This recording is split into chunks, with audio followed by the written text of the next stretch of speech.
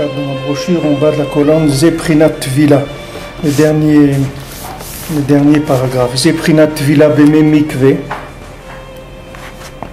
qui me mikve metare mikolatumot.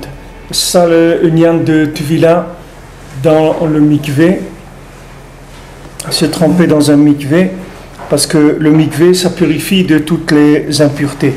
J'ai un prinat tumat mitzraim, qui sont toutes inclus dans la touma d'Égypte. Le principe de l'impureté de l'Égypte, ça inclut toute l'impureté du monde. Tumat adamim raim shemisham kolatumot. On dit que c'est l'impureté du sang, du mauvais sang, d'où vient toute la touma. Dainu prinat kisufim raim shemisham kolatumot. C'est-à-dire les désirs négatifs, que de là vient toute la touma. Par le fait que l'homme a des désirs qui sont négatifs, c'est ça qui crée la touma. Comme on a vu que la Gdusha, elle se crée, l'âme de Gdusha, elle se crée par le vouloir qui est positif. Alors les âmes de touma, elles sont créées par les vouloirs négatifs. C'est-à-dire quand il y a désir de consommation, autre que pour la volonté d'Hachem. C'est-à-dire quand il y a désir de consommer pour consommer, alors pour le plaisir, ça crée des âmes négatives. Et ces âmes négatives, c'est elles qui créent tout le principe de la Touma.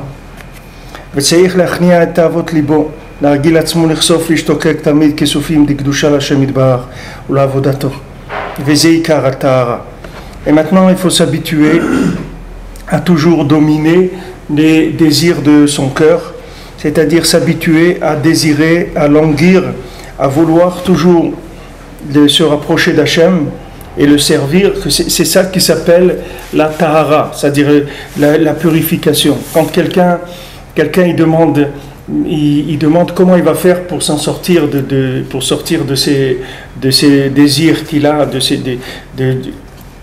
il a des désirs, il s'est habitué à vivre avec des plaisirs de ce monde, etc. Comment il va faire pour en sortir?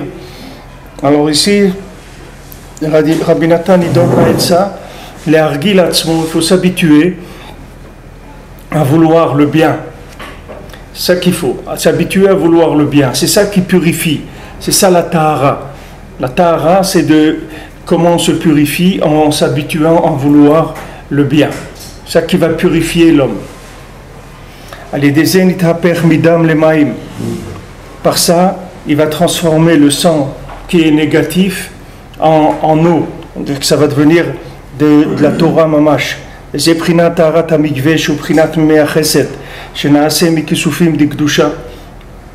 ça la purification qui se fait par l'eau du mikvé.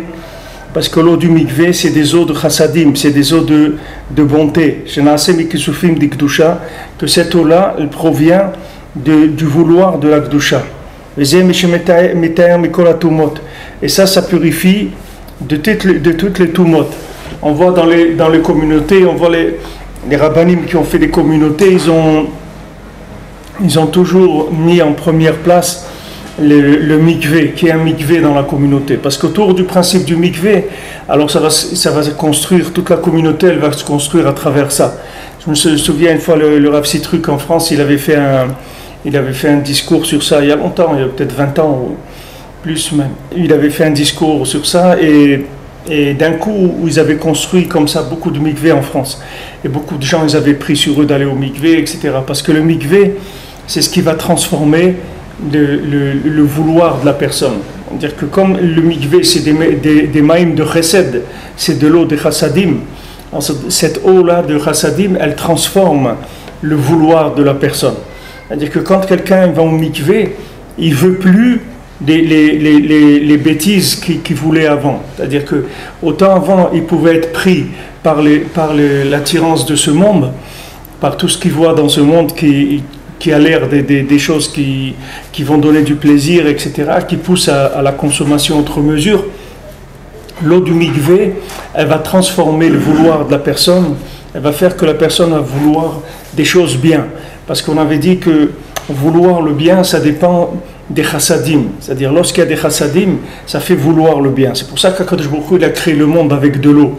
Tout le monde, c'était de l'eau avant. Ça n'a pas été d'abord de la terre. Le monde entier, il était d'abord couvert dans l'eau. Pourquoi Hachem il a fait comme ça? Qu'on voit maintenant qu'on est dans Parashat Bereshit. Pourquoi maintenant Hachem il a fait que le monde ça soit de l'eau? Parce qu'Hachem il a fait le monde sur une base de chesed, sur une base de bonté, c'est-à-dire sur une base de vouloir le bien. Ça c'est la nature, c'est la racine de la nature humaine. Maintenant petit à petit, alors Hachem il a séparé les eaux, il a fait les eaux d'en haut, les eaux d'en bas. Et après, il a commencé à faire la terre, elle a commencé petit à petit à se découvrir. Mais toujours la terre, c'est provenu, c'est-à-dire d'un assèchement de l'eau. C'est-à-dire, c'est en enlevant l'eau que la terre est sortie. Parce que si ça n'avait pas été comme ça, on n'aurait aucune chance de s'en sortir. Parce qu'on se trouve sur terre, on voit des choses qui nous appellent à la consommation. Comment on va faire pour résister à ça et pour nous tourner notre cœur vers d'autres directions?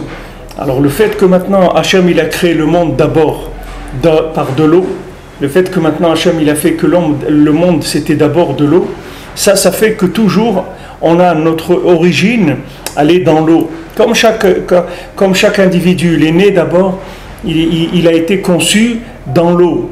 Il a grandi dans l'eau, dans le ventre de sa maman, il a grandi dans l'eau. C'est-à-dire qu'il a grandi dans la pureté. Et comme la Torah dit qu'un bébé, il apprend toute la Torah avant de naître. Un bébé, il voit d'un bout du monde à l'autre, il va dans tous les univers, tout ce qui se passe, etc.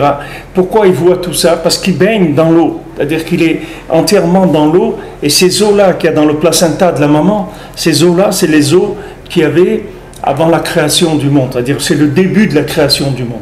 Alors ce processus, Hachem il l'a fait aussi dans l'individu. Maintenant la même chose, quand on va manger quelque chose, on va manger un fruit, d'où il vient ce fruit-là? Il vient d'une graine, mais cette graine elle a poussé avec quoi? Elle a poussé avec de l'eau.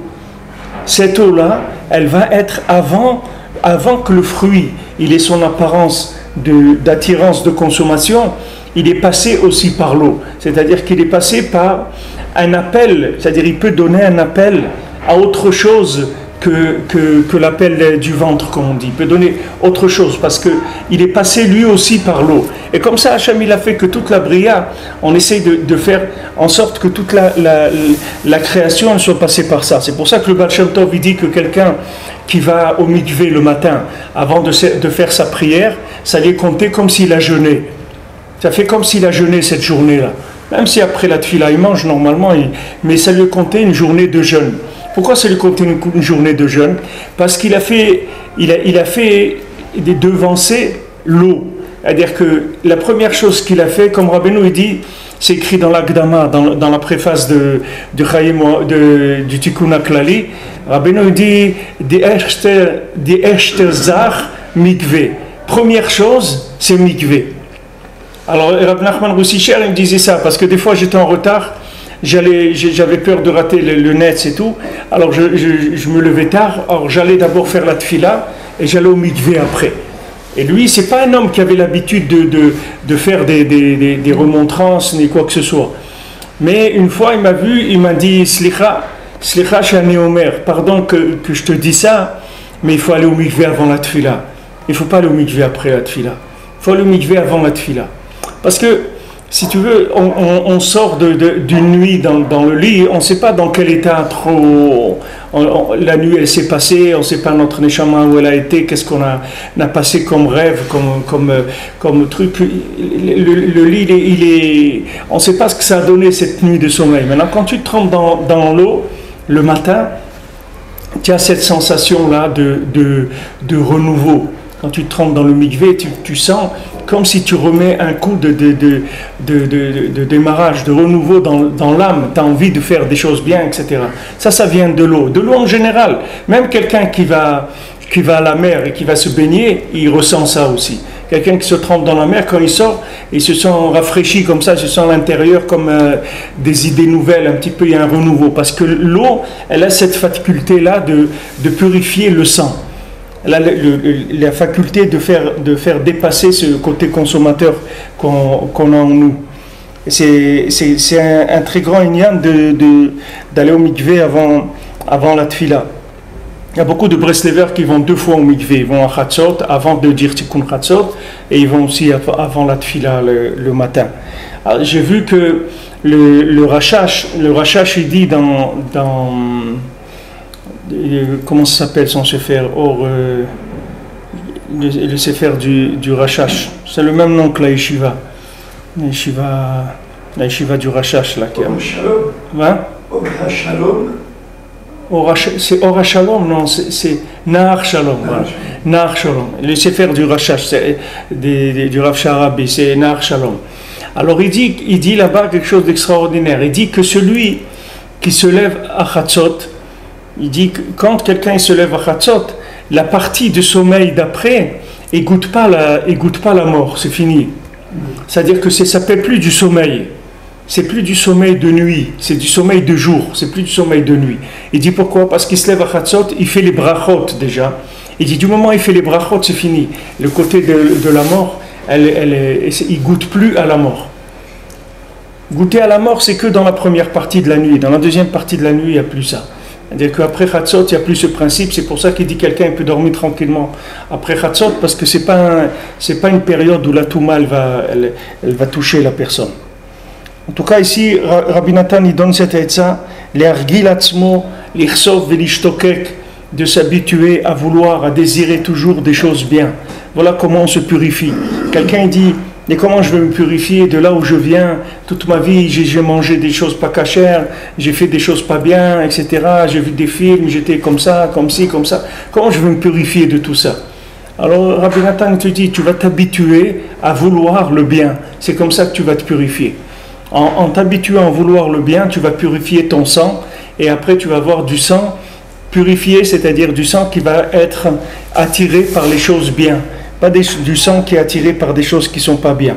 Alors maintenant, l'eau du mikvé, c'est ça le ikar qui va purifier le vouloir de la personne.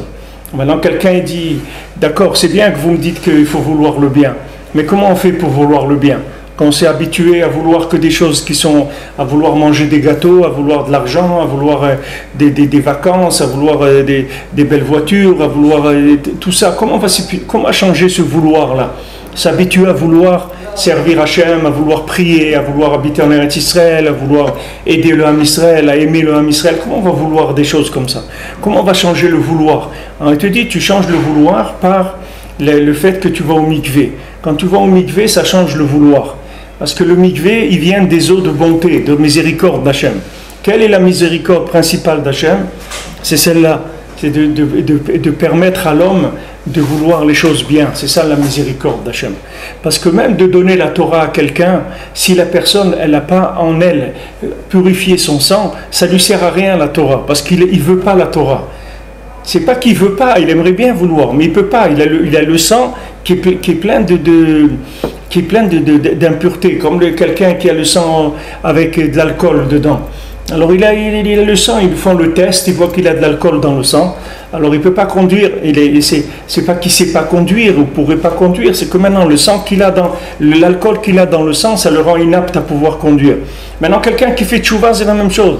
Maintenant vous prenez quelqu'un, vous lui mettez une kippa sur la tête, vous lui mettez un habit, vous le mettez dans une synagogue, etc. Et maintenant cette personne-là, elle va commencer à faire la Torah. Et ça va pas, elle ne peut pas changer d'un jour à l'autre, c'est impossible. Même s'il met le kippa, même s'il met les tefilin, même s'il met le talit, même s'il fait Shabbat, il ne peut pas changer d'un jour à l'autre. Pour changer, il faut nettoyer le sang. Maintenant, ce qui nettoie le sang, c'est le mikvé. C'est-à-dire le mikvé, ça va donner envie de vouloir le bien.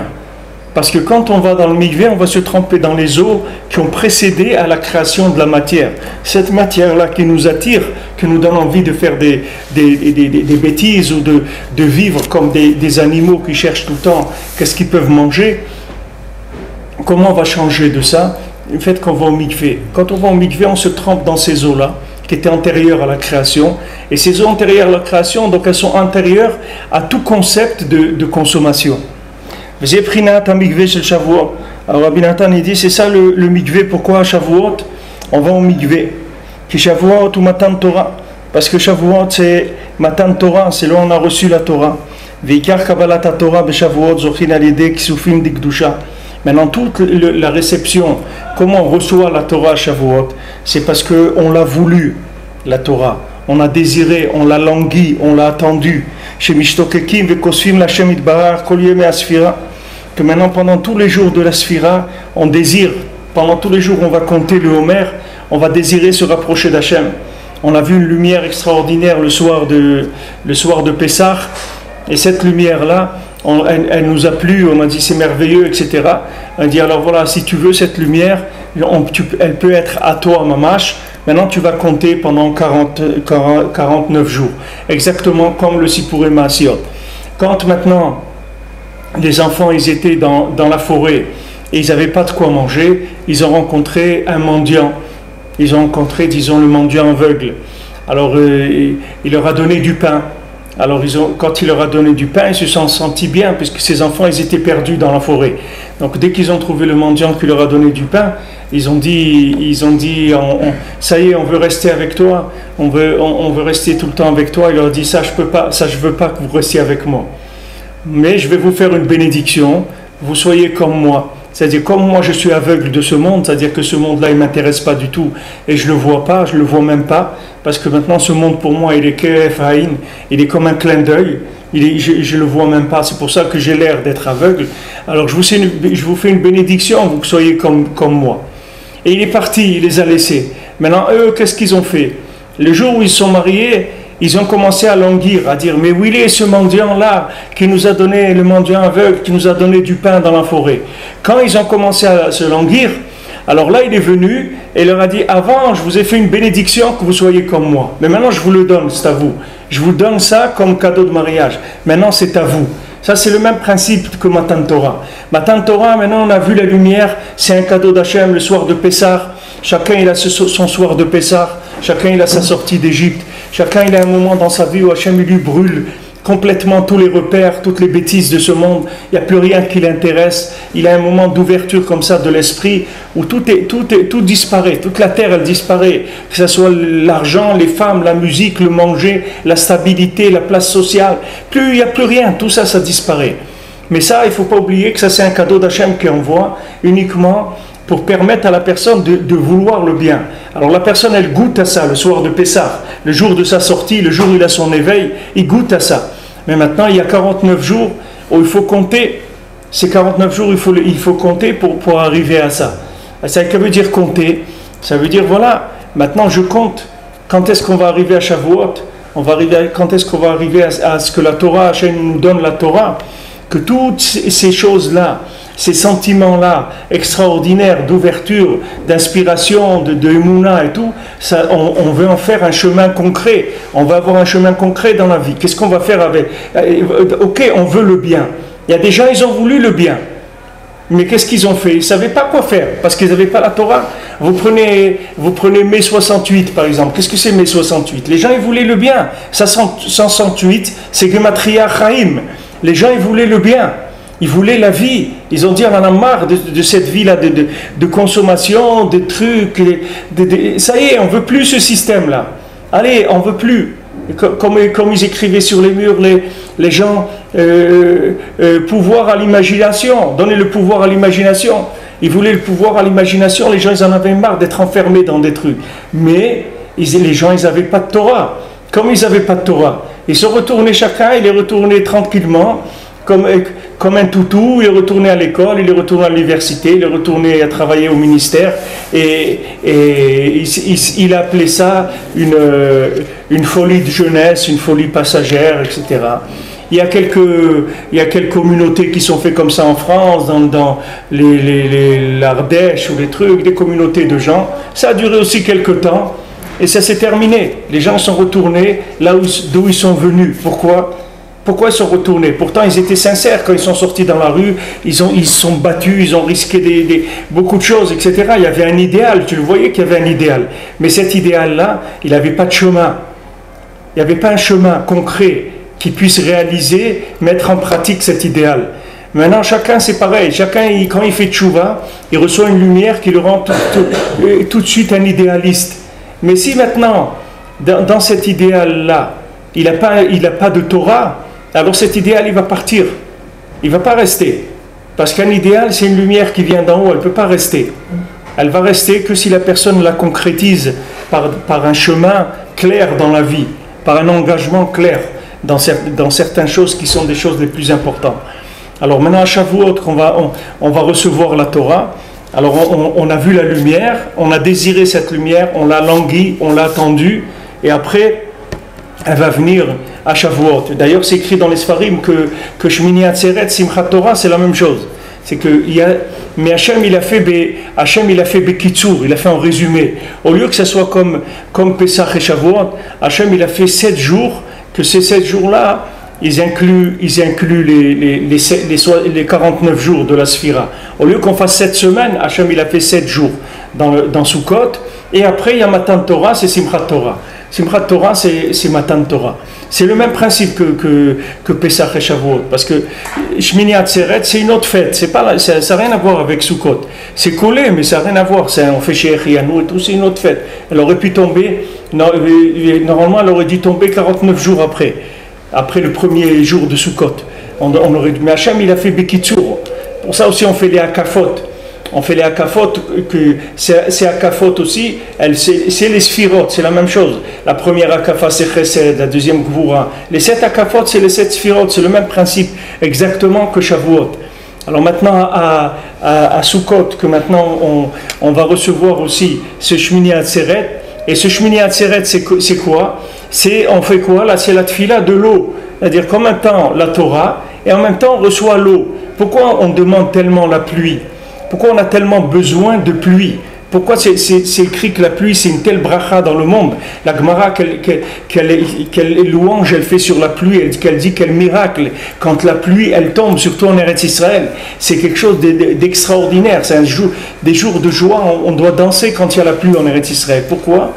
Parce que la pluie, cette pluie-là, ça veut dire qu'Hachem, il a accepté de purifier notre vie. C'est-à-dire que maintenant, cette pluie-là, elle va faire pousser les concombres, elle va faire pousser les tomates, elle va faire... Maintenant, quand je vais manger une tomate, c'est pas une tomate qui a poussé dans un appartement. C'est une tomate qui a poussé avec des eaux qui étaient avant la création du monde. Donc cette tomate, elle n'a plus l'emprise et l'attrait de la consommation comme une tomate qui a poussé dans une maison. Parce que cette pluie, elle vient d'avant la création.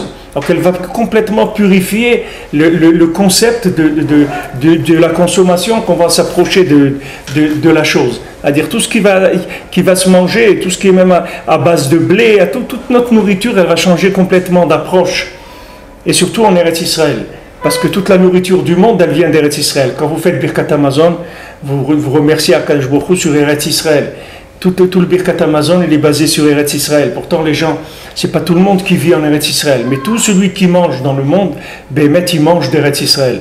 Parce que c'est le même principe. D'abord, l'eau, elle passe par Eretz Israël, et après, elle va dans le monde. Toujours pour ce principe-là. D'abord, l'eau, elle va s'enrichir en Kedusha de ce monde-là. Après, elle va se distribuer dans le monde. Elle va aller dans les autres pays, elle va faire pousser les choses.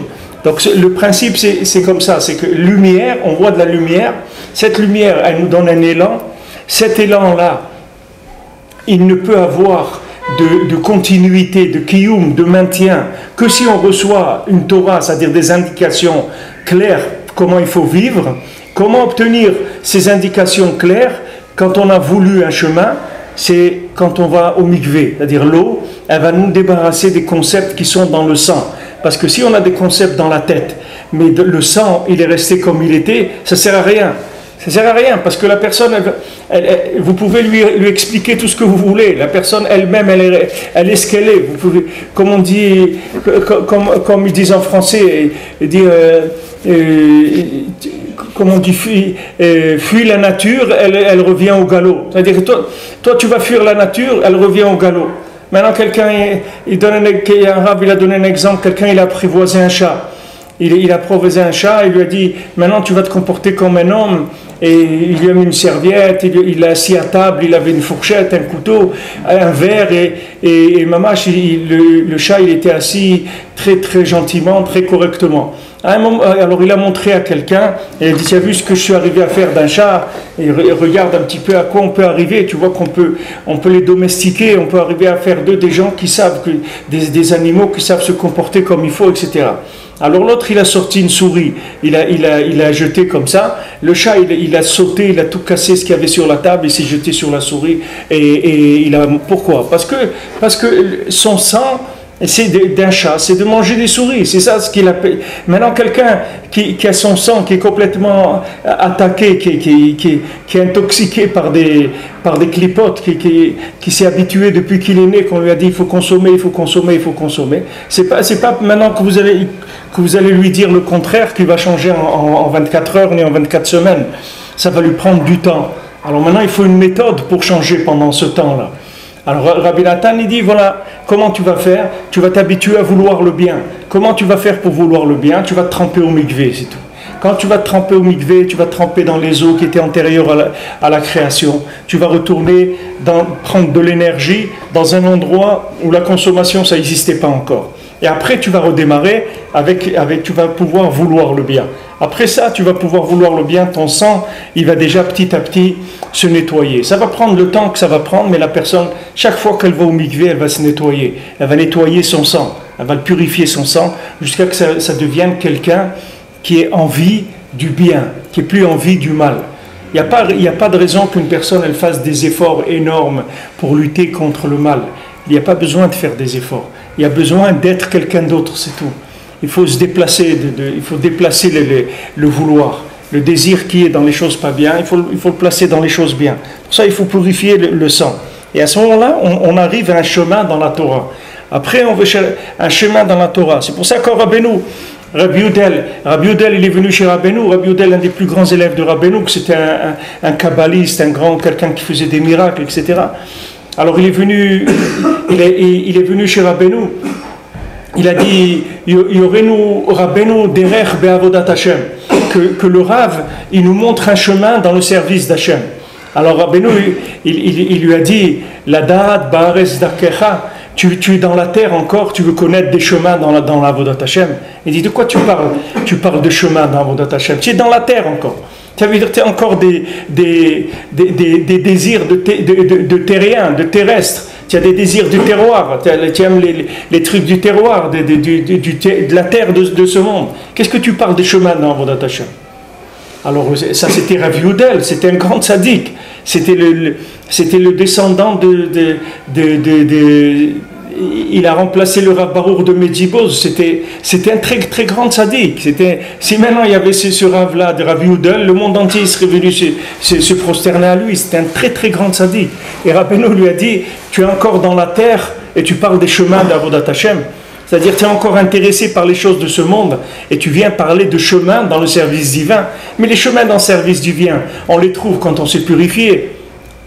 On peut pas être concerné par des chemins si maintenant tout notre corps, tout notre sang, il appelle à d'autres choses. On peut pas. La première chose, il faut que notre sang, il arrête de nous influencer vers des choses qui sont négatives. Une fois que notre sang il s'est purifié, au moins un petit peu, qu'on a commencé un petit peu, alors proportionnellement, on va trouver un petit peu de chemin dans l'Avodat Hashem, on va recevoir un petit peu de Matan Torah. Sinon, le Matan Torah, il correspond à rien. La personne, même si elle apprend la Torah, voilà, tu lui dis, mais apprends la Mishnah, c'est bien, apprends la Gemara, c'est bien, c'est bien, c'est bien. Elle dit, mais moi, ça ne m'intéresse pas, qu'est-ce que tu veux que je te dise? Mais comment tu peux dire, mais ça ne m'intéresse pas, comment tu veux que je fasse? Ça ne m'intéresse pas. J'arrive pas, ça ne m'intéresse pas. Je ne me trouve pas là-dedans. J'arrive pas à me trouver là-dedans. J'étudie, je reste comme je suis. Je sors plus énervé que ce que j'étais avant, et ça ne m'aide pas. Qu'est-ce que tu veux que je fasse? Alors on te dit, calme-toi, va doucement. Il commence par des choses simples. Apprends la paracha, fais un peu la paracha avec Rashi, fais un petit peu des midrashim, lis un peu des histoires des tzadikim, apprends l'histoire un petit peu du Ham Israël, fais le Tanakh un petit peu, regarde l'histoire du Ham Israël, l'histoire de Shmuel, de Yehoshua, qu'est-ce qui s'est passé, etc. Rentre dans des choses qui sont intéressantes, même pour quelqu'un qui a du sang qui est pas pur. Et fais attention d'aller au mikvé tous les jours. Purifie-toi, fais le tikkun haklali. Et tu verras que petit à petit, tu vas être intéressé par les chemins de la Torah. C'est-à-dire tu vas être concerné par la Torah. Mais tu ne peux pas être concerné par la Torah si tu as du sang qui n'est pas pur. C'est pas possible. Tu peux être intéressé par des chemins dans la Torah. Pour l'instant, le sang, il t'appelle vers d'autres choses. Donc c'est la Sfirat HaOmer.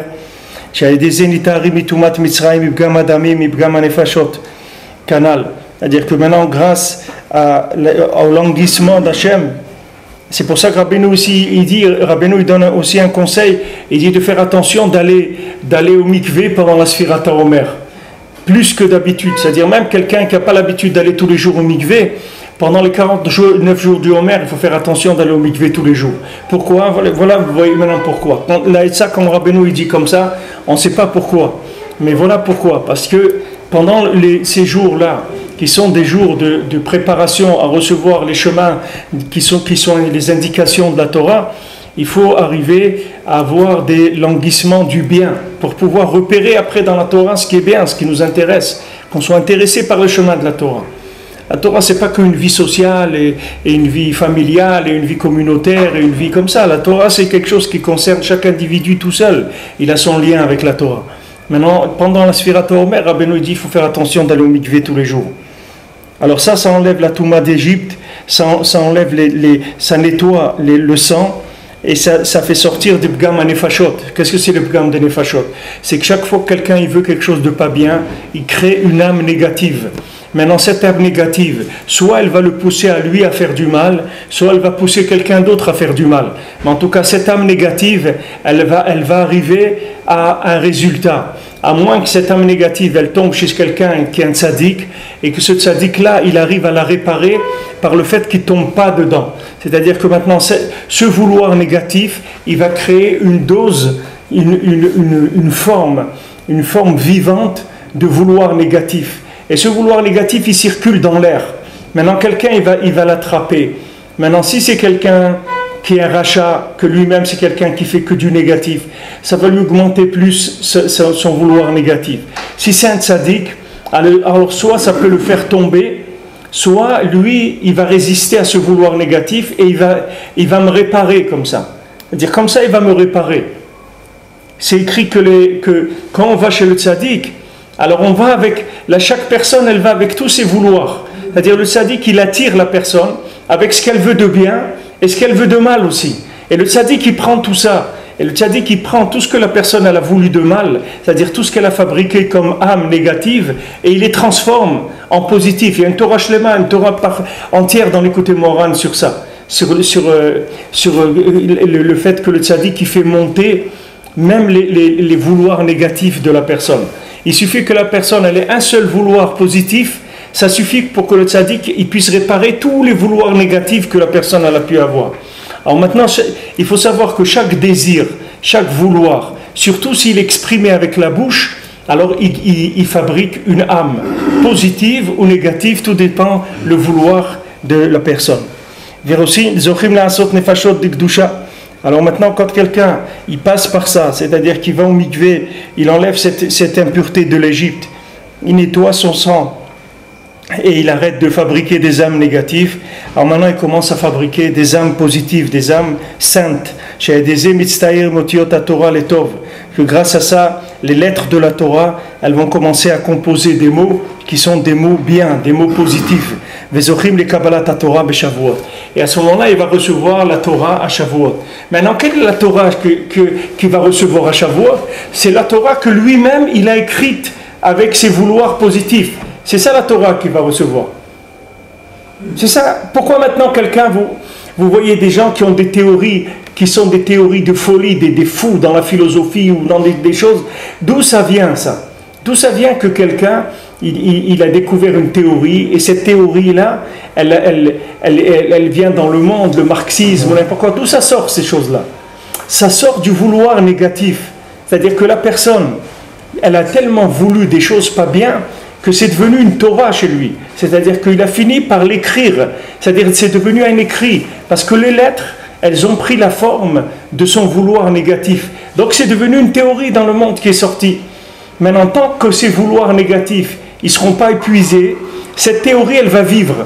Le jour où ces vouloirs négatifs ils vont s'épuiser, vous allez voir cette théorie elle va tomber. Comme on voyait par exemple le communisme il est tombé alors que c'était quelque chose d'incroyable. Ils ont tué des millions de gens pour les premiers communistes, les premiers adeptes aux communistes et malheureusement il y avait combien de juifs qui étaient des communistes, on les appelait Reuters, les rouges, les rouges. Combien de juifs ils ont quitté la Torah, combien de Breslevers que leurs enfants ils sont devenus des communistes. C'était un fléau incroyable. Pourquoi? Parce qu'il y avait un tel désir de ça à l'époque que ça a créé cette théorie-là. Et cette théorie, elle était à la mode. Pourquoi elle était à la mode? Parce que c'est les gens de l'époque qui l'ont créée. Donc c'est pour ça qu'elle était à la mode. Parce que les gens ils se reconnaissaient là-dedans. Tout leur désir négatif qu'ils avaient, ça a fait ça. Ça a créé cette théorie-là, qui est ce dogme de vie, cette façon de vivre qui s'appelait le communisme. Maintenant, une fois que les gens ils ont voulu autre chose, qu'ils se sont ouverts vers une consommation différente, alors c'est tombé comme c'est venu, mais c'est tombé sans guerre, sans faire la guerre. Il n'y a pas besoin de faire la guerre. Pour la mettre en place, il a fallu faire la guerre. Il fallait faire la guerre contre des gens qui n'étaient pas d'accord. Alors les gens, ils étaient motivés, ils étaient prêts à mourir pour mettre en place ça. Mais pour partir, il n'y a plus personne qui était intéressé. Comme on dit, la guerre, elle est finie, faute de combattants. Il n'y a plus personne qui est intéressé par ça. La chose, elle est morte d'elle-même. Ça veut dire qu'il n'y a plus de vitalité dans les lettres. Dans la théorie elle-même, il n'y a plus de vitalité. Même si tu vas aller lire ça aujourd'hui, ça ne va pas t'intéresser. La musique, c'est pareil. Tu vas écouter une musique qui a 50 ans, elle ne va plus t'intéresser aujourd'hui. À moins que tu sois resté comme tu étais il y a 50 ans. Maintenant, il y a une nouvelle forme de musique. Parce que cette musique, elle est écrite par les gens qui vivent aujourd'hui. C'est eux qui l'ont faite. C'est pour ça, quand ils l'écoutent, alors ça leur plaît. Parce que c'est eux qui l'ont faite, la musique. L'autre, c'est juste un interprète du vouloir des gens. C'est pour ça qu'il a du succès. Pourquoi il a du succès? Pourquoi tu veux une chanson, elle a du succès et une autre, elle n'a pas de succès? Parce que celle qui a du succès, c'est celle qui est le résultat du vouloir des gens. Alors la personne, elle capte ça, elle écrit une musique, et cette musique, elle rend les gens fous, elle leur plaît, ils sont mamaches, ils peuvent voyager pour aller voir un artiste, payer très cher pour avoir ses sensations pendant un moment, parce que c'est sa sensation à lui, l'autre il fait que lui interpréter, c'est tout. C'est comme si quelqu'un il a écrit la musique, et l'autre il joue l'instrument, c'est tout. Mais c'est pas l'autre qui a fait, sinon ça n'intéresserait personne, ça n'intéresserait que lui-même. Mais ces gens-là, qui sont des gens très sensibles, chacun dans son domaine, c'est des gens qui sont capables de catalyser les désirs des gens. Et ils leur resservent. Et toute la mode, c'est comme ça. Tout le principe de la mode, dans l'habillement, dans tout, c'est comme ça. Les gens, les chercheurs dans la mode, c'est des catalyseurs, des gens qui savent attraper le vent du moment. Où est-ce que maintenant, les gens ils vont vers quoi aujourd'hui? Ils attrapent ça et ils créent un vêtement qui est le vêtement adéquat à ce comportement-là, qui est voulu par les gens. Donc le matin de Torah, c'est exactement la même chose. Tu vas trouver dans la Torah ce que tu as cherché toute ta vie. C'est ça que tu vas chercher, tu vas trouver. Parce que c'est toi qui l'as écrite, la Torah. La Torah, elle n'a pas de forme. C'est toi qui l'écris, la Torah. C'est pas la Torah, elle n'a pas de forme. C'est écrit, le Rav de Satmar dit, il n'y a pas de, c'est écrit, il n'y a pas avant et après dans la Torah. Elle n'est pas dans le temps, la Torah. Il n'y a pas de ça c'était avant ça ou ça c'est après ça. La Torah elle peut te parler d'une chose dans le temps qui est venu après, elle la place avant. Il n'y a pas il y a un mugdam ve mouchar dans la Torah. Il n'y a pas ce principe avant et après. Pourquoi? Parce que c'est un texte qui est neutre. Ce texte-là, il est laissé au bon vouloir des gens. C'est-à-dire, c'est leur vouloir qui va écrire le texte. Selon leur vouloir, ils vont écrire le texte, et ce texte-là, il va définir la vie de chacun. Tu vois, par exemple, les gens, ils ont trouvé dans la Torah qui avait écrit la Shoah, par exemple. Ils ont trouvé le mot Natsim, les dates, les trucs, les Inyanim et tout. Mais ça, ils l'ont trouvé après. Alors que c'était écrit avant, ça s'est écrit avant que ça se passe. Par quoi? Par le vouloir des gens. C'est ça qui a fait que ça s'est écrit comme ça. Les vouloirs négatifs des gens, c'est ça qui a fait qu'il atterrit dans le monde des gens qui s'appellent comme ça. Leur nom, il était déjà écrit dans la Torah. Alors les gens, ils viennent, ils disent, tu vois, c'est tout écrit dans la Torah. La Torah, elle a tout prévu. Mais c'est pas vrai. C'est pas vrai. C'est pas la Torah qui a prévu. C'est toi qui l'as écrit, ça. C'est pas la Torah. La Torah va te montrer que c'est toi qui as lu le mot comme ça. Pourquoi tu l'as lu comme ça? Parce que c'est ça que tu voulais. Ton vouloir, il l'a rendu comme ça. Mais il n'y avait pas encore de Torah. Il n'y avait pas encore de création. L'homme n'existait pas encore quand la Torah a été écrite. Donc il n'y avait pas de vouloir d'un être humain qui va créer. C'est pour ça que le monde, il n'a pas été créé de façon figée. Le monde, c'est une matière première, c'est tout. Le monde, il a la forme de ce que tu as envie de lui donner. C'est comme la musique. La musique, qu'est-ce qu'il y a? Il y a des do, ré, mi, des sol, la, si, do. Tiens, voilà maintenant. Tout le monde connaît ces notes-là. Alors s'il n'y avait pas eu, disons, ces mauvaises volontés, ces mauvaises notes pendant la création jusqu'au temps du nazisme, et ce qui est écrit dans la Torah, le nazisme, ça va disparaître, c'est écrit. Ouais. C'est pas écrit. Tu l'aurais jamais trouvé comme ça. Tu aurais trouvé la terre d'Israël, elle a fleuri, par exemple, dans les mêmes mots. Parce que c'est toi qui l'écris, la Torah. Il y a ça et ça. Les deux sont écrits. La Torah, c'est une matière, c'est comme de la pâte à modeler. C'est parfait. Voilà. Maintenant, toi, tu décides. Toi, tu veux quelque chose. Ton vouloir, il crée des voyelles. Ces voyelles, elles se mettent dans les lettres. Et elle assemble les lettres, et elle prononce les lettres selon une certaine forme. Et la chose, elle devient après. Maintenant, on est en train de parler dans le négatif, mais regarde aussi dans le positif, comment c'est extraordinaire. C'est qu'une personne, elle peut changer toute sa vie avec son cœur, avec sa bouche. Comme Rabbeinu l'a dit, avec ton cœur et ta bouche, tu n'as besoin de rien d'autre. Ton cœur et ta bouche, c'est tout ce que tu as besoin. Vouloir le bien et l'exprimer, et tu vas devenir bien. Ça veut que le bien et le mal sont écrits. Le bien et le mal, ils ne sont pas écrits. Il écrit quelque chose qui peut devenir ou bien ou mal. À toi de composer. Non, maintenant, tu as des notes de musique, tu peux jouer tu peux jouer de la musique arabe, tu peux jouer de la musique hindoue, tu peux jouer ce que tu veux, mais il n'y a que ces notes-là, il n'y en a pas d'autres de toute façon. Tu ne vas pas sortir de ça. Voilà les notes de musique. Maintenant, joue comme tu veux, le rythme, l'interprétation, tout ce que tu veux, tout ce que tu veux, le souffle qu'il y a dedans, l'inspiration, tout ça, ça vient de celui qui compose le chant, c'est-à-dire que celui qui veut. C'est comme ça que ça a été que la vie, elle est. C'est ce qu'il dit Rabbeinu ici dans cette Torah. Que tout ça, Rabbeinu l'amène au début de la Torah par le fait que les Galgalim, que les astres, les Maasés, ils sont dirigés par les gens. Les astres, ils n'ont rien de spécial comme orientation. Ils attendent que l'homme y veuille quelque chose. Et selon ce qu'il veut, alors les astres, ils se mettent en place et voilà ce que devient la vie de la personne. C'est tellement important de savoir ça que notre vie, elle est le résultat de ce qu'on a voulu. C'est quelque chose qui d'un côté, ça responsabilise, mais d'un autre côté, ça libère beaucoup aussi, parce que je peux changer toute ma vie. Je peux vouloir. Rabbeinu te dit, juge quelqu'un positivement, il va devenir bien. Et comment il va devenir bien? Parce que moi, je l'ai... Non, parce que cette personne-là, c'est le résultat d'un assemblement de lettres négatifs. Mais change-le, cet assemblement de lettres. Rends-le positif. Rends-le positif. Maintenant, tu vois quelqu'un, tu vois qu'il n'est pas bien. Alors, rends-le bien. C'est ce qui est écrit pour Elisha. Elisha, il avait des enfants qui empoisonnaient l'eau pour que les gens du village, comme ça, ils allaient chercher de l'eau dans l'autre village et ils vendaient de l'eau au village en gagnant de l'argent. Alors il est venu Elisha, il a purifié l'eau du puits de la ville. Alors les enfants, ils sont venus, ils ont commencé à lui crier dessus, à lui dire, tiens, un raseur de Parnassot, nous on gagnait notre argent en allant chercher l'eau dans le village et le vendant, etc. Alors c'est écrit qu'il les a regardés, il les a tués à tous, ils sont tous morts. Alors il a été puni pour ça. Il dit, mais pourquoi il a fait ça? Il a dit, il a vu que de chacun de ces individus-là, il ne sortirait jamais rien de bien. C'est pour ça qu'il les a tués. Alors Akadosh Baruch Hu lui a dit, tu as vu qu'ils n'avaient rien de bien, il fallait rentrer du bien chez eux. Ça ne suffit pas de constater que quelqu'un il n'est pas bien pour l'éliminer ou lui dire non, celui-là il ne m'intéresse pas, etc. Non, tu vois qu'il n'est pas bien, rentre du bien dedans. Au lieu de te moquer de quelqu'un, tu dis ouais, il ne fait pas la Torah, celui-là il n'a rien compris et tout. Au lieu de dire ça, il dit. C'est comme la femme de Rabbi Meir. Ouais. Mais non, pourquoi tu veux qu'ils meurent? Que leur péché,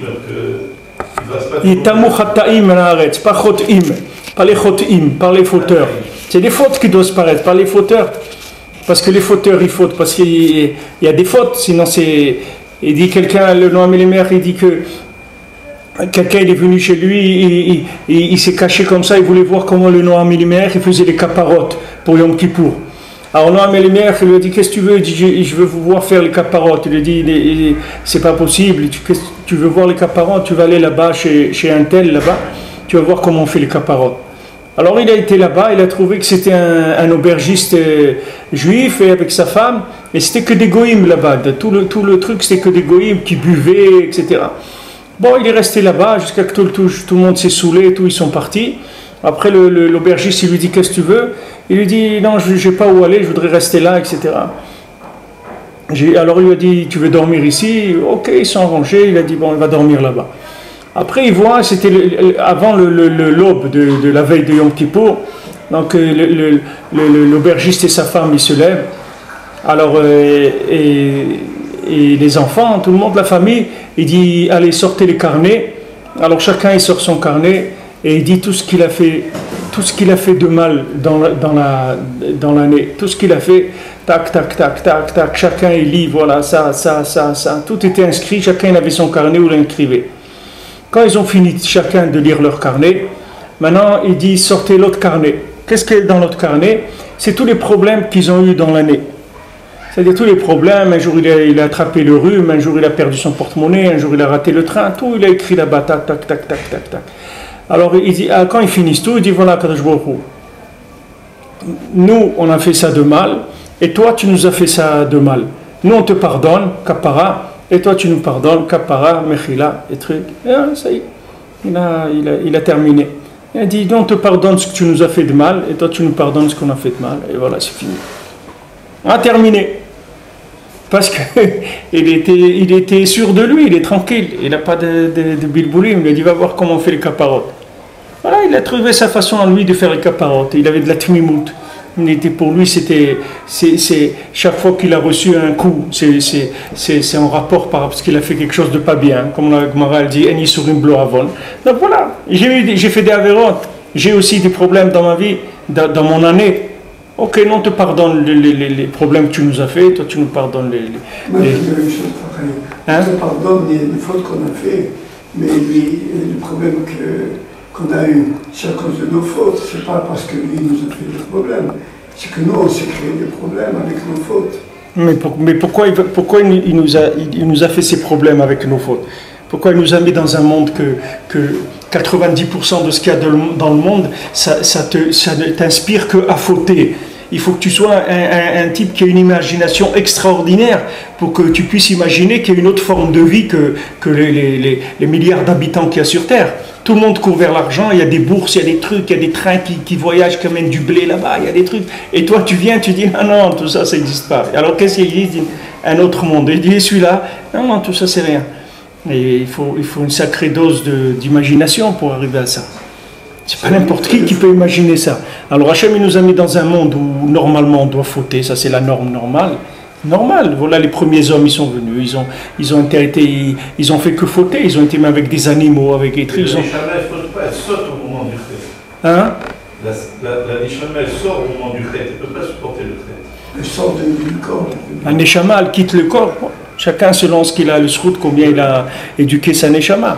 Mais je veux dire, la nature humaine normale, c'est de fauter. Rabbi Nathan, il a dit, moi j'ai la possibilité de défendre même une personne qui a transgressé 250 fois la Torah. 800 fois la Torah. Ouais. Plusieurs fois et 800 fois. Tu arrives toujours à trouver un... Parce que uniquement que la personne elle soit venue dans ce monde-là et qu'elle ait dû s'occuper de sa famille, qu'elle a dû s'occuper de son corps, qu'elle a eu de la vie sociale, etc. C'est déjà des points positifs énormes. Maintenant, à part ça, il a mis les tefilines, à part ça, il a fait Shabbat, il a fait des mitzvot, etc. C'est extraordinaire. Mais la nature humaine, c'est de fauter. C'est le corps de l'homme, il est fait pour fauter. C'est un animal, l'homme. Si tu ne le travailles pas, si tu ne l'élèves pas, c'est un animal. Et tout le monde est attaché à ces mitzvot. Tu connais l'histoire du rat qui se promène dans la rue, il voit un Chiloni. C'est une histoire vraie, hein? Et il dit, voilà, maintenant, toi, ça ne t'intéresse pas, les mitzvot, tout ce que tu as fait dans ta vie, ou le peu de choses que tu as fait, ça ne t'intéresse pas, mais moi, ça m'intéresse énormément, je suis prêt à te les acheter. Il a toujours eu un gros paquet d'argent, de dollars. Il dit voilà, maintenant ta brique Mila, combien elle vaut? Combien tu l'as? 5000, c'est bien, $5000 pour la brique Mila? Voilà, je te l'achète $5000. Tu as mis des fois dans ta vie un peu d'argent dans la tzedaka? Peut-être une fois, deux fois. Ça, je te l'ai payé cher, $2000, $3000. Et qu'est-ce que tu as fait? Tu as mis une fois, elle était finie, peut-être le jour de ta bar mitzvah. Ça aussi. Il sort le paquet d'argent, il dit voilà, maintenant je t'achète, tu signes le papier, c'est plus à toi, c'est à moi. On les signe, c'est une valeur réelle, c'est un contrat réel. Il ne veut pas lui vendre. La sauf, il ne lui vend pas. Ça ne l'intéresse pas. Ça l'a réveillé qu'il s'est attaché à ce qu'il avait fait. Il lui a valorisé, il lui a fait rentrer en bourse ses mitzvot. L'homme, naturellement, il est fait pour fauter. L'homme qui ne faute pas, ça c'est un chidouche gadol. Et même l'homme, il ne faute pas que si Hachem il l'aide. C'est écrit, si Hachem il n'aidait pas l'homme tous les jours, il tombe dans le piège du Yetzer. Tu ne peux pas, c'est impossible. Si tu n'y a pas des milliers de tzadikim qui prient pour nous, jour et nuit, jamais on pourrait lutter. Le monde, il est beaucoup plus fort que nous, la matière elle est plus forte que nous. Nous, on vit avec l'imagination de choses, mais il y a une réalité sensible des choses. Du premier niveau. Le premier niveau, c'est l'instinct. Regarde un enfant, tout il le met dans sa bouche, tout il veut toucher, tout il veut voir, il veut tout goûter. Il veut tout... Pourquoi c'est comme ça? Pourquoi l'enfant, tu ne le vois pas comme ça, en train d'avouk bachem, pourquoi tu le vois? Parce qu'un être humain, c'est comme ça qu'il est. C'est un consommateur né. C'est ça, c'est son effet BMI, c'est ce qu'il a, c'est un animal. Maintenant, il peut sortir de ça. Mais d'abord, il faut savoir qu'il faut sortir de ça. Il faut en avoir envie, parce qu'il y a des gens, quand ils t'enseignent la Torah, non seulement ils ne te donnent pas envie de sortir de ça, mais ils te donnent envie de t'enfoncer encore plus. C'est pas ils te dégoûtent tellement de la Torah que tu n'as pas envie du tout de faire des efforts. Ils t'enlèvent le désir d'avancer. Déjà, il faut que tu prennes conscience de ça. Tu prennes conscience que tu peux te changer. C'est pas tout le monde qui va te donner un chemin pour changer. Les gens vont te dire, change, change. Ah, qu'est-ce que ça veut dire change? Dis-moi comment? Ah ben change, c'est tout. Non, Rabbi Nathan dit voilà, tu vas t'habituer à vouloir le bien. Comment tu vas vouloir le bien? Va en mikvé, trempe-toi dans le mikvé. Quand tu sors du mikvé, tu vas voir que tu vas vouloir du bien. Ce vouloir de bien, il va fabriquer des âmes positives. Ces âmes positives, elles vont te donner envie de faire le bien et tu vas faire le bien grâce à ces âmes positives. Maintenant, toi, tu n'es pas arrivé à faire le bien. Ces âmes positives que tu as fabriquées, elles vont faire tchouva à quelqu'un. Des fois, on va te laisser à toi comme tu es, parce qu'on a besoin de sortir quelqu'un qui est dans une situation beaucoup plus grave que la tienne. Quelqu'un qui va, chas v'shalom, se convertir à une autre religion, qui va se marier avec quelqu'un qui n'est pas pour lui, ou quelque chose comme ça. Et maintenant, ces désirs positifs qui ont été fabriqués par ton vouloir à toi, on va les utiliser comme la banque du sang, comme le don du sang. On va utiliser le sang d'une personne qui est en bonne santé pour une personne qui est malade. On va utiliser pour le sauver. Maintenant, spirituellement, c'est la même chose. Toi, maintenant, tu fabriques du sang positif, mais des fois, dans le ciel, on a besoin tellement de sang positif, on le cherche tellement, le sang positif, qu'il n'y en a pas beaucoup. Des fois, on laisse la personne comme ça. Tant qu'elle tient, on la laisse qu'elle soit dans un niveau qui n'est pas très élevé. Et lui, il continue à vouloir, à demander, à prier, etc. Et tout ce qu'il fabrique comme A positif, on l'utilise pour sauver des gens. Et après, la personne, elle verra. Dans l'Olam Haba, elle verra, il a 200 000, il a fait faire tchouva 200 000 personnes, il a converti 50 000 personnes. Et il dit, mais comment tu sais? Oui, c'est toi, comment tu vois? Voilà, on va t'expliquer le système. Tu te rappelles tel jour, tac, tac, tac, tu étais au mikvé, quand tu es sorti, tu as fait une prière, tu as demandé à Hachem qui t'aide à te rapprocher de lui. Voilà, ça, tu as fabriqué cette âme. Elle est arrivée chez monsieur Untel. Quand il l'a reçue, il a décidé de commencer à manger cachère, ou quand il a décidé de ne pas se marier avec telle personne avec qui il devait se marier, etc. Donc voilà, ça c'est le fruit de ton travail à toi. Maintenant, si on l'avait utilisé pour toi, peut-être tu serais arrivé à être un grand sadique, mais au lieu que toi tu sois un grand sadique, on préfère que tu sois quelqu'un de moyen et même médiocre, et qu'il y ait des gens qu'on les sorte de la destruction totale. Mais il dit ça dans le Pidion. Dans le Pidion. Le Pidion, il est bon, il marche. Ouais. Et il peut m'adoucir à moi, mais non. On l'utilise pour quelque chose de plus important. important. Des fois, on a besoin pour quelque chose de plus rachou. Les mains, là, on voit un pidion, on l'utilise pour autre chose. Et la personne, elle reste avec son problème, mais elle ne sait pas que les mains, elle a gagné plus que si elle avait résolu son problème à elle. Elle a résolu le problème de quelqu'un d'autre qui était beaucoup plus grave. Et alors, juste fini là, le passage. Valken, Amikve, Shel Shavuot, Ukdusha, Kavo, avec Aram, Meod, Meod. C'est pour ça que maintenant le mikvé de Shavuot, c'est une sainteté d'un niveau très très élevé. C'est comme Rabbeinu dit dans la Torah 56, dans l'écouté Oran, qu'à Shavuot, ils viennent les eaux de bonté. Que ça c'est le mikvé. Que ça c'est la Torah qui va se fabriquer par le vouloir de Gdusha. Ici, le principal du chidouche que chacun il doit prendre dans ça, que c'est Nifla Meod, c'est de savoir que les Maaseh ma Torah, c'est moi qui l'écris. Moi, j'écris le texte de ma Torah. C'est-à-dire, moi, je vais comprendre. Les gens ils disent, waouh, mais j'écoutais un cours de Breslev et tout, ça me parle. Mais pourquoi ça te parle? Parce que c'est toi qui l'as écrit le cours. C'est pour ça que ça te parle. C'est pour ça que ça te parle, c'est toi qui l'as écrit. C'est-à-dire que maintenant le tzaddik de la génération, c'est lui qui ramasse tous les retsonotes de la génération. Tous les vouloirs des gens, c'est lui qui les ramasse. Et qu'est-ce qu'il fait? Il fait avec ça une Torah. Qu'est-ce que c'est cette Torah? C'est la Torah de celui-là, de celui-là, de celui-là, de celui-là. Alors maintenant quand il vient, il dit waouh, c'est extraordinaire. Pour la première fois, j'ai entendu quelque chose qui me parlait, je me suis senti concerné. C'est normal, c'est ta vie, c'est ton histoire. Il nous voit bien. Les yeux du tzaddik, en nous voyant, il voit les découvertes de chacun, et donc forcément il sort du positif de chacun. Ça c'est un lien quand il voit le positif, mais là il y a une technique ce qu'il explique ici Rabbeinu, c'est révolutionnaire. Tu ne vas pas entendre, même des Mekoubalim, ils ne savent pas ça, parce que c'est quelque chose de révolutionnaire, comment ça marche. Il te dit, toi tu dois vouloir le bien. Quand tu veux le bien, tu fabriques tu fabriques des points, tu fabriques des voyelles. Ces voyelles, elles vont venir se mettre dans la Torah. La Torah, elle n'a pas de voyelles. La Torah, c'est des lettres. Lis-les comme tu veux. Et comment tu vas les lire? Il faut que tu mettes des voyelles dans les mots pour lire. Ces voyelles, c'est ce que toi, tu as voulu. Ce que tu as voulu, ça va ponctuer les mots. Et après, quand tu vas lire le mot, c'est normal qu'il va te concerner. C'est toi qui l'as écrit, le mot. C'est toi qui as mis les voyelles. C'est merveilleux. Alors quand tu lis le texte, tu dis, Mamash, ça me parle.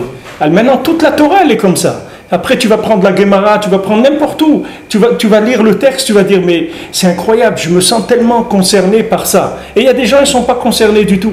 Ça dépend du niveau de vouloir de chacun et où est-ce que son vouloir il va commencer. Après, il y a là-dedans, c'est sûr qu'il y a des milliers de niveaux. Il voulait qu'on lise sans les voyelles. Oui, c'est lire lire sans les voyelles, c'est ça la vraie Torah. Parce que la vraie Torah, quand tu l'as maintenant, tu as mis des voyelles, et Maaseh, tu as utilisé le vouloir de quelqu'un d'autre. C'est pas le tien. Toi, tu dois chercher dans le texte. Tu dois ponctuer le texte, et quand tu ponctues le texte, ce texte ponctué, c'est comme si c'est toi qui l'as écrit. Et tu es concerné, c'est comme si tu as écrit une poésie. Quelqu'un, il a écrit un poème à lui. Maintenant, même ce poème-là, il est bidon complètement. Mais c'est lui qui l'a écrit. Il y a marqué Maaseh v'yadav litpaer, quelqu'un qui fait quelque chose, c'est lui qui l'a fait, il est content. Quelqu'un il a fait un gâteau, il a fait un pain, ou il a fait, même s'il a la tête qu'il a, mais c'est lui qui l'a fait, c'est son pain à lui, il est content d'avoir fait ça. Maintenant, quand quelqu'un il a sa Torah à lui, parce qu'il a... Alors les gens ils disent oui, mais comment aimer la Torah? Voilà comment aimer la Torah. Tu dis comment aimer la Torah? Commence par vouloir, prends-toi au mikvé, et tu vas voir que tu vas aimer la Torah, parce que ça va être ta Torah. Et quand tu vas recevoir ta Torah, c'est écrit dans Tehillim, Ki'im beTorat Hashem chefzo, c'est écrit, la Torah Hashem c'est ce qu'il veut, ou beTorato yege yomam halala. Et dans sa Torah, lui, ça il va l'étudier jour et nuit. Pourquoi? Parce que Torah Hashem chefzo, il cherche la Torah Hashem. Du fait qu'il cherche la Torah Hashem, la Torah, elle va commencer à s'écrire pour lui. Torato à lui, yomam halala, partout il va aller, il va voir de la Torah. Il va dire, voilà, le gouvernement, il a fait ça, un truc. Ah non, regarde, c'est de la Torah. C'est de la Torah, voilà, regarde, ils ont envoyé 55 trucs, roquettes sur Israël. Et il dit, sur ces 55 roquettes, qu'est-ce qu'il y a eu? Il y a deux petites chèvres qui sont mortes dans un zoo. Voilà ce qu'il y a eu. Regarde l'humour regarde l'humour qu'Hachem il a. Regarde les notes d'humour. Quelqu'un il envoie 55 roquettes. Il n'y a aucun mort, il n'y a aucun blessé, il n'y a aucun dégât. Qu'est-ce qui mord? 2 chèvres dans un zoo. C'est tout. Regarde un peu comment Hachem il est. Il peut rien faire tant que il y a des retsonot, des vouloirs positifs, rien, tu peux rien faire. Quand ils disent la kippa de Barzel, faire un truc, une kippa comme ça, qui va couvrir le pays, c'est ça qui couvre le pays. C'est les gens qui ont dedans, ils veulent la vie, ils veulent Hachem, ils veulent le shalom, ils veulent... Voilà, quelqu'un, il a dit, il a réussi, un général de l'armée, un message dans son Facebook d'un des dirigeants syriens, qui est dans la révolution, qui a dit nous voulons la paix avec Israël. Le Golan, ça ne nous intéresse pas du tout. Nous, on veut vivre en paix, nous développer notre vie, notre économie, c'est ça qu'on veut. Nous, on veut la paix avec vous. Il a écrit dans le Facebook d'un général israélien. Un israélien, comme il parle l'arabe, il écrit l'arabe couramment. Il lui a répondu en arabe et il lui a dit je salue cette truc, etc. Il y a des gens dans le monde qui veulent le bien, il n'y a pas que des gens qui veulent le mal. Il y a des gens aussi qui veulent du bien, ils ne sont pas tous fous les gens. Ils sont en train de mourir par milliers, voilà le résultat de leur politique et tout. Et ils ne sont pas fous les gens. Il y a un moment, ils disent attends, on aspire à vivre, on veut que nos enfants ils grandissent, on veut les voir normalement, on va avoir des familles, on veut manger, s'habiller normalement, vivre comme des bnei adam, normal. Qu'est-ce qu'on nous propose dans ces systèmes-là? C'est des trucs de mort. Il n'y a pas de développement, il n'y a pas d'hôpitaux, il n'y a pas d'université, il n'y a pas de matière et rien du tout. On vit comme des animaux. On ne veut plus vivre comme ça. Mais ça vient de quoi? Des kissoufim, des retsonot. Quand maintenant tu produis du vouloir positif, tu vas influencer la planète entière avec ton vouloir positif. C'est pour ça qu'Rabbeinu insiste, il dit faites Hitbodedut tous les jours, faites Hitbodedut sans vous arrêter, qu'il y ait des gens toute la journée qui fassent des Hitbodedut dans le monde, de manière à fabriquer du positif sans arrêt. Mais voilà, ils envoient des drones, des trucs là comme ça, qui vont des petits avions comme ça qui vont dans les pays. Ça c'est pareil, tu envoies une âme, elle va dans un pays, une âme, elle va dans un autre pays. Ça fait des révolutions, ça fait des changements d'idéologie, etc. Parce que tu écris l'histoire du monde. C'est toi qui l'écris l'histoire du monde. Les gens ils savent pas que l'homme il est l'écrivain de l'histoire du monde. Il a fait l'histoire. C'est bien raconter l'histoire, mais il y a des gens qui font l'histoire. Nous, on est les activistes. C'est nous qui faisons l'histoire du monde. C'est pas le monde c'est pas l'histoire qui nous fait à nous. C'est nous qui faisons l'histoire. L'histoire, c'est le résultat de la vie de chacun, c'est-à-dire ce qu'il a voulu dans sa vie. C'est ça qui a écrit l'histoire. C'est pas le contraire. C'est pas comme quelqu'un dit Mektoub, c'est écrit, alors c'est la fatalité. Il n'y a pas de fatalité chez nous. Chez nous, chaque jour, le monde il est fait à zéro, à nouveau, et on te donne une plume et on te dit allez, écris la journée. Vas-y, écris ta journée. Écris ta journée, fais ce que tu veux de ta journée. C'est toi qui fais ta journée, c'est pas quelqu'un qui te l'a fait. C'est toi qui décides.